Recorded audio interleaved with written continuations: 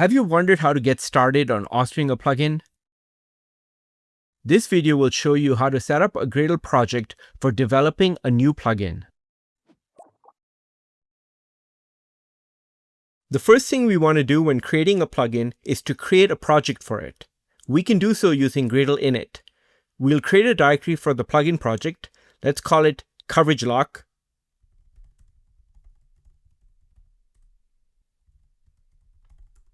And here we'll run Gradle init. For the type of project, we'll select the option for plugin. Then you can select what coding language you will use to author the plugin in. I will select Kotlin for this course. However, you can select your language of choice. We'll leave the project name as the directory name, coverage lock. We will use Kotlin for the build script as well. We do not want to use experimental features. I will select no, which is the default option, by just pressing enter. And the project is created. Let's open it in IntelliJ. If we look at what got generated, there is a settings file that has the project name, and it includes one subproject, which is for the plugin. Let's explore the plugin subproject. We can see there is a sample plugin,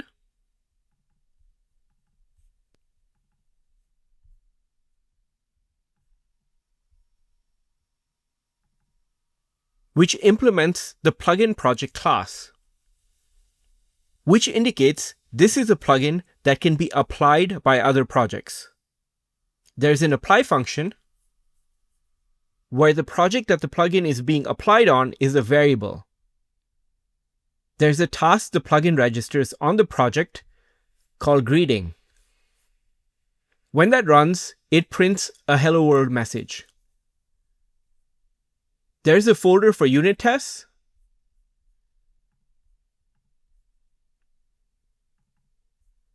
A sample unit test was generated that applies the plugin and does some verification. There's also a folder for functional tests and a sample functional test that applies the plugin and then does some verification. We will go over what functional tests are and how to author meaningful unit and functional tests for our plugin as the course progresses. Let's inspect the build file. There is a configuration section for Gradle plugin. Here, it defines the plugin and gives the ID org.example.greeting. When a project applies the plugin, this is the ID it will use.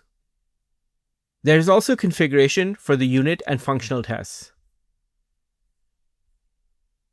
Now that we have an overview of the files generated by Gradle init, let's make the initial modifications for the plugin we'll be authoring. First, we'll change the package for the plugin from org.example to something more suitable, say com.gradlelab.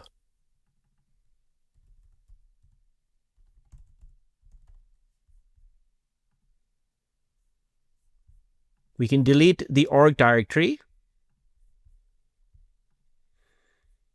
You can see it updated the functional test package as well as the unit tests.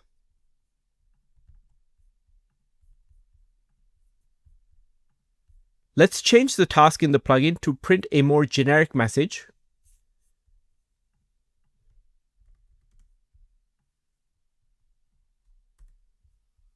Next, we'll go to the build file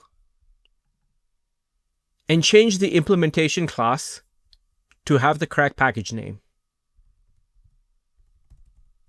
We'll also change the ID of the plugin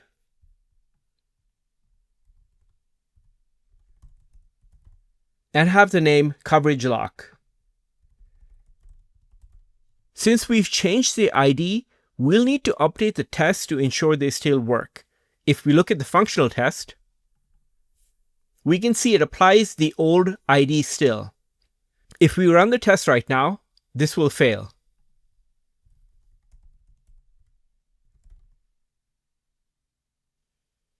Let's make the updates.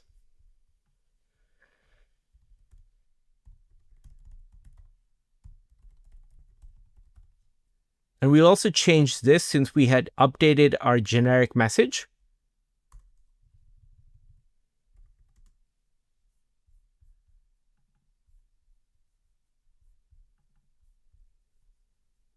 And let's update the ID in the unit test as well.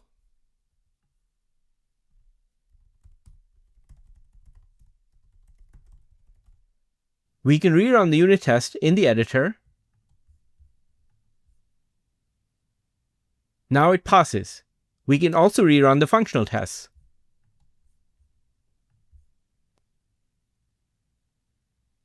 And that passes too. With that, we've got a baseline to start with.